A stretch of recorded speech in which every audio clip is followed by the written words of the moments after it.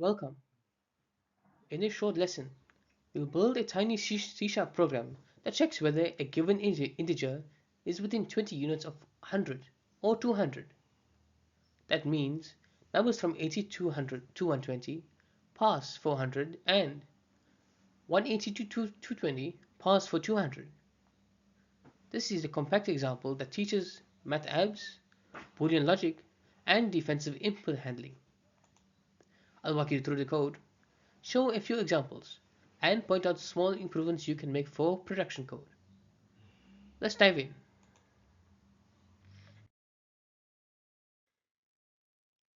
Here's the problem. In plain English, check how close the number is to 100 and to 200. If the distance to either target is 20 or less, we say true.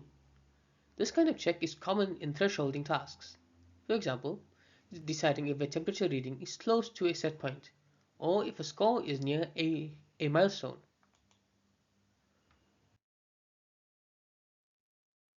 Here's the full program. We read an integer from the console, then call result n. The result method uses Math.Abs to compute absolute differences and checks whether either is less than or equal to 20. The OR operator makes the test return true if either condition is satisfied.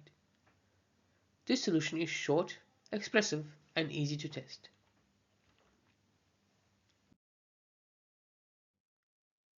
Step by step, we compute how far n is from 100 and 200 using Math.Abs. If either distance is 20 or less, the function returns true. This uses basic arithmetic and Boolean composition, two fundamental building blocks in programming.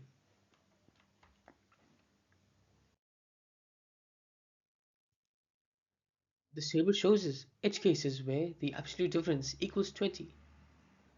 They should always return true. Numbers farther than 20 from both targets return false. It is always good to test boundaries like 80, 120, 180, and 220 to confirm the less than or equal to 20 condition is implemented correctly.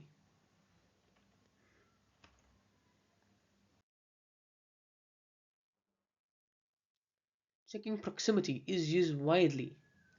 Thermostats accept readings within a tolerance. Interfaces accept values close enough to defaults. And game checks if a player is near a milestone. Learning this pattern helps you implement tolerant, user-friendly behavior in many systems. To wrap up, the solution is compact, readable, compute absolute differences to each target and test whether either is within 20. For production code, swap convert to int32 for int.TryParse to handle invalid input politely. Or make the function more generic passing by passing target and tolerance as parameters. Great job! Try expanding this to check proximity to a list of targets. Thank you for watching. If you enjoyed this video, please make sure to like, share and subscribe for more C# tutorials. I'll see you the next one.